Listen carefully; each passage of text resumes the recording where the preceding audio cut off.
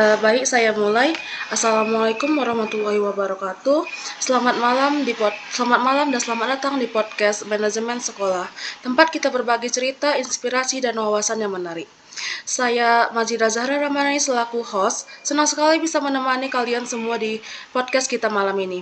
Hari ini kita kedatangan dua narasumber istimewa kita untuk berbagi pengalaman serta pandangan mereka mengenai manajemen sekolah.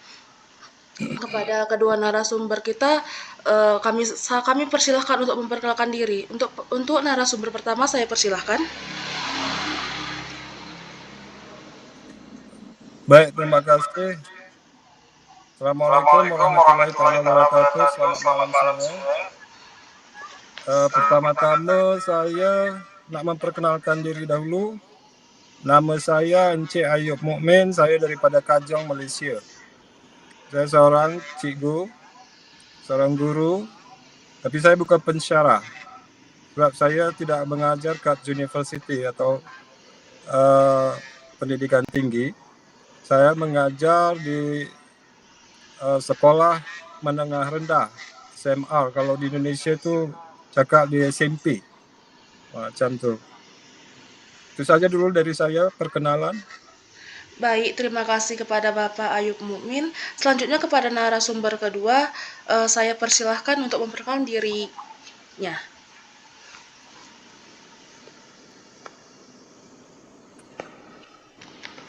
Halo, Assalamualaikum warahmatullahi wabarakatuh.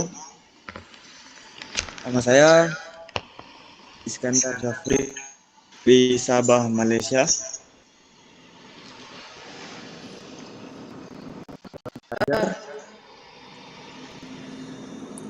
Di Malaysia. Baik, kepada saudara Zafri, terima kasih. Pada kesempatan ini kita akan membahas mengenai manajemen sekolah pada negara tetangga kita yaitu Malaysia, sebuah topik yang relevan dan semoga bermanfaat bagi kita semua. Tanpa berlama-lama lagi, mari kita mulai. Selamat mendengarkan dan semoga obrolan ini menjadi berkah untuk kita semua. Dan untuk pada bagian wawancara, saya lemparkan kepada rekan saya, Saudari Anastasia Manurung. Pada saudari saya persilahkan, terima kasih. Baik, terima kasih kepada Saudari Majida Zahra. Pertanyaan yang pertama, bagaimanakah keadaan pengurusan sekolah di Malaysia pada masa kini? Dimohon pada narasumber untuk menjawab. Terima kasih.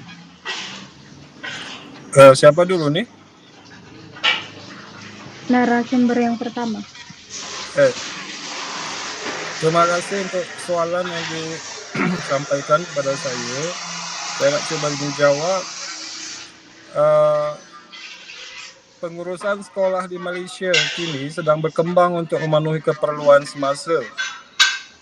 Fokus utamanya ialah memastikan pendidikan yang berkualiti dan inklusif, memanfaatkan teknologi dengan optimum, serta memperkasakan peranan guru dalam proses pembelajaran.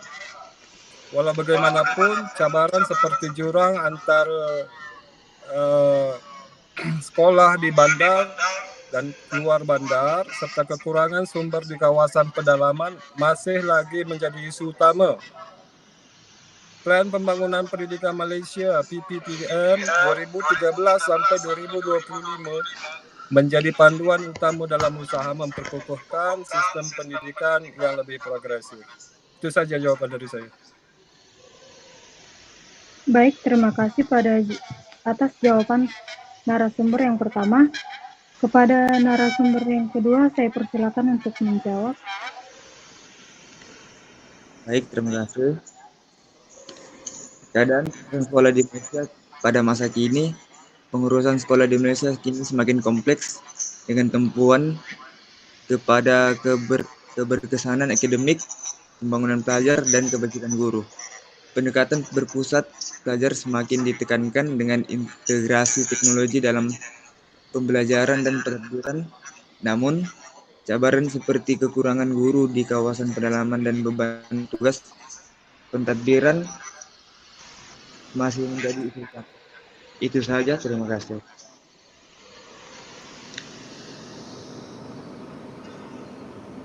Baik, terima kasih atas jawaban narasumber yang kedua. Kita lanjut pada pertanyaan yang kedua, yaitu apakah kesan pendigitalan terhadap pengurusan sekolah di Malaysia? Kepada narasumber yang pertama, saya persilakan untuk menjawab. Baik. Soalan yang kedua, masalah pendigitalan memberikan impak yang amat besar kepada pengurusan sekolah. Sistem seperti sistem pengurusan sekolah atau SPS membantu dalam pengurusan data murid, guru dan aktiviti sekolah dengan lebih efisien. Pembelajaran digital menerusi platform seperti D5, Digital Educational Learning Initiative Malaysia, membolehkan murid mengakses bahan pembelajaran dari mana-mana sahaja. Walau bagaimanapun, kawasan pedalaman yang mempunyai akses internet terhad masih menghadapi cabaran untuk melaksanakan pembelajaran digital sepenuhnya. Terima kasih. Baik, terima kasih pada narasumber yang pertama atas jawaban yang telah diberikan. Kepada narasumber yang kedua, saya persilakan. Terima kasih. Kesan pendigitalan terhadap pengurusan sekolah di Indonesia. Pendigitalan telah membawa banyak perubahan positif seperti penggunaan sistem pengurusan pembelajaran LMS seperti Google Classroom dan Microsoft Teams, serta aplikasi seperti D5 untuk memudahkan komunikasi antara guru, pelajar, dan ibu bapa. Bagaimanapun, terutamanya di kawasan luar bandar, masih menjadi cabaran utama yang menyebabkan ketidaksamaan akses kepada teknologi.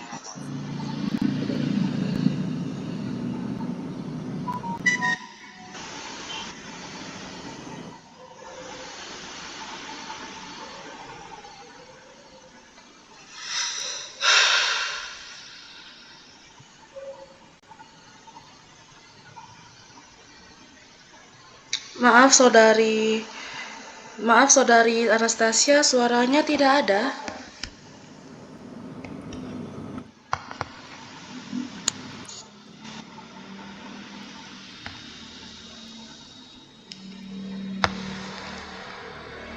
Maaf saudari, suaranya tidak kedengaran.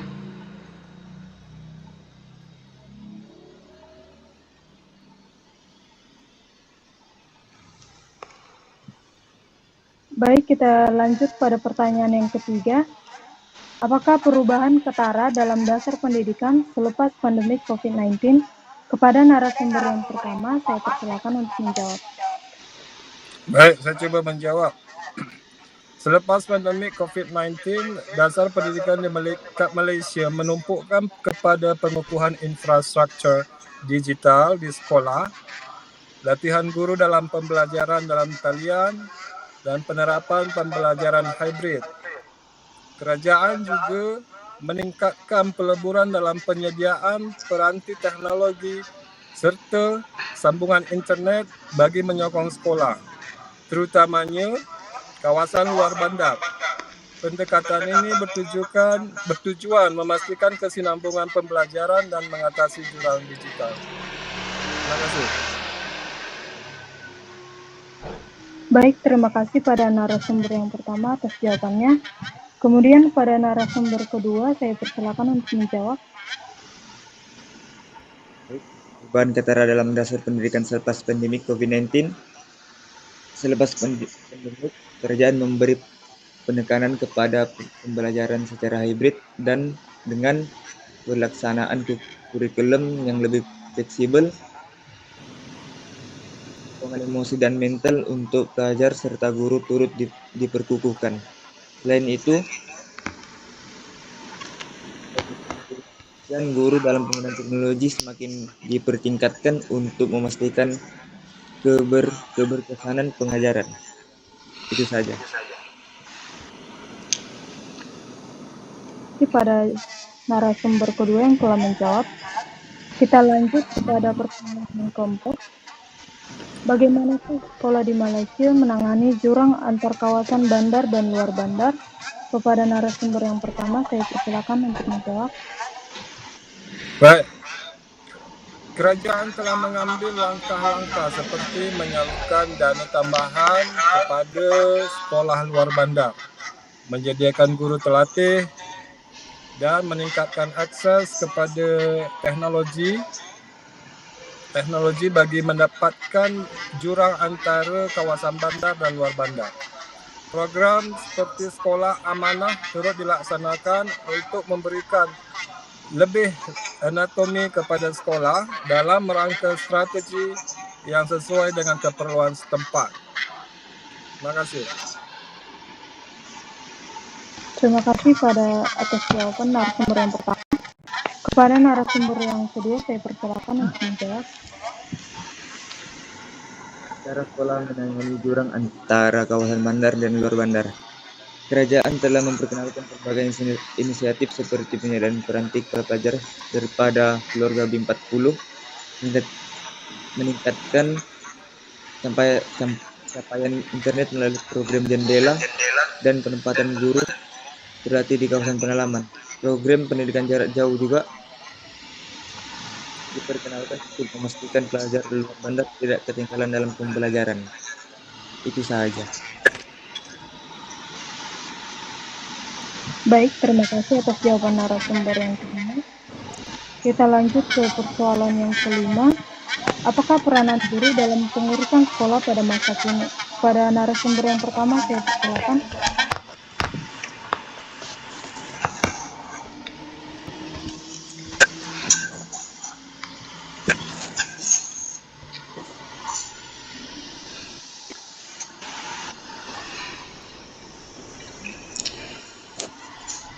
Mohon maaf, saya ulang pertanyaannya.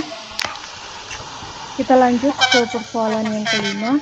Apakah peranan guru dalam pengurusan sekolah pada masa kini? Pada narasumber yang pertama, saya persilakan untuk menjawab.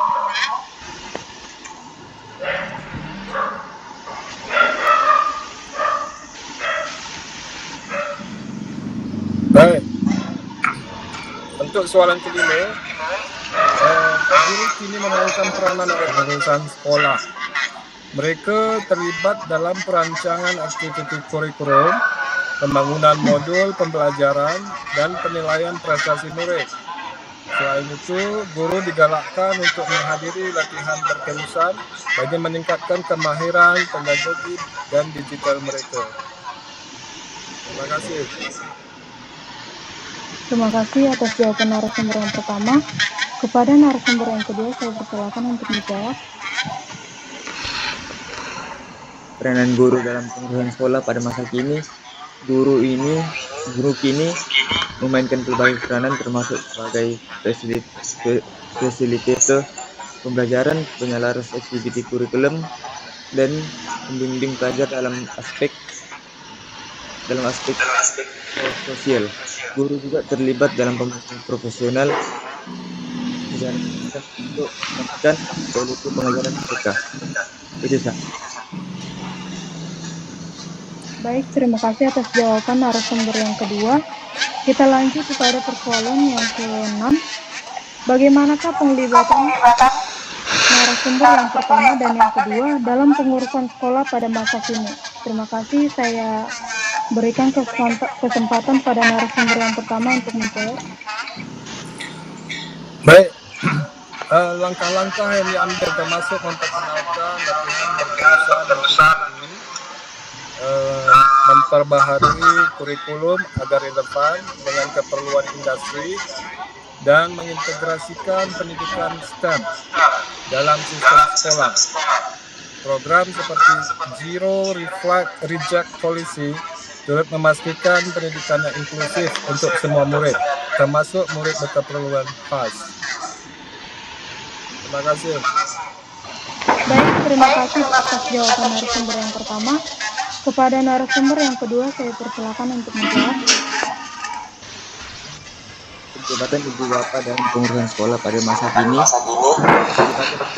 digalakkan melalui Persatuan Ibu Bapa dan Guru (IPG) serta seperti elemen bersama ini pelajar disiplin dan kebajikan mereka. Itu saja. Baik, terima kasih atas jawaban narasumber yang pertama dan yang kedua. Kita lanjut kepada persoalan yang ke-7. Apakah langkah yang diambil untuk meningkatkan kualitas pendidikan Malaysia pada masa kini? Kepada narasumber yang pertama, saya persilakan untuk menjawab. Baik, langkah-langkah yang diambil termasuk memperkenalkan latihan berkesan untuk guru, memperbarui kurikulum agar relevan dengan keperluan industri, dan mengintegrasikan pendidikan STEM dalam sistem sekolah. Program seperti Zero Reject Policy turut memastikan pendidikan yang inklusif untuk semua murid, termasuk murid berkeperluan khas. Terima kasih. Terima kasih atas jawaban narasumber yang pertama. Kepada narasumber yang kedua, saya persilakan untuk menjawab. Baik. Langkah untuk meningkatkan kualitas pendidikan di Indonesia antara langkah yang diambil dalam memperkukuhkan latihan guru, menambah baik infrastruktur sekolah, meningkatkan kurikulum STEM, dan melaksanakan inisiatif dan kemarin abad ke-21. Juga diutamakan untuk menarikan pelajar yang berdaya asing. Baik.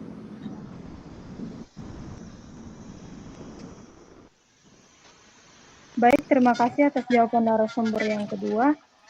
Pada hasil wawancara ini, kita dapat mengambil keputusan pengurusan di sekolah Malaysia semakin maju dengan inisiatif seperti sekolah amanah dan penggunaan teknologi digital seperti SPS dan D5. Meskipun cabaran seperti internet terhadap di luar bandar masih wujud, pandemi COVID-19 mempercepat transformasi pendidikan melalui pembelajaran hybrid, latihan guru, dan pelaburan dalam infrastruktur digital untuk memastikan pendidikan yang lebih inklusif. Dan guru kini berperanan sebagai pengurus pembelajaran, sementara penglibatan narasumber dan yang pertama dan kedua diperkuat melalui seperti kehadiran walaupun kemajuan positif dicapai. Usaha berterusan diperlukan untuk merapatkan jurang pendidikan dan melahirkan generasi berdaya saing. Baik, demikian kesimpulan dari hasil wawancara ini. Saya kembalikan pada Saudari Mazidah Zahra. Terima kasih. Baik, terima kasih kepada Saudari Anastasia yang sudah membawakan wawancara kita pada malam ini. Sepertinya kita sudah sampai pada ujung acara kita malam ini. Demikian pembahasan kita di episode podcast malam ini. Terima kasih banyak saya ucapkan kepada kedua narasumber kita yang bernama Bapak Ayub Mukmin dan Saudara Zapri dan Saudara Zapri atas waktu dan wawasan berharga yang telah dibagikan. Kami juga berterima kasih kepada rekan-rekan tim saya yang sudah meluangkan dan untuk mendengarkan pada podcast malam ini.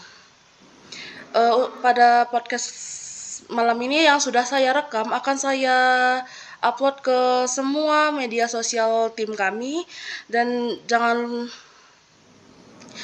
sungkan untuk singgah pada media sosial kami. Sampai jumpa di episode selanjutnya. Salam hangat dan tetap produktif.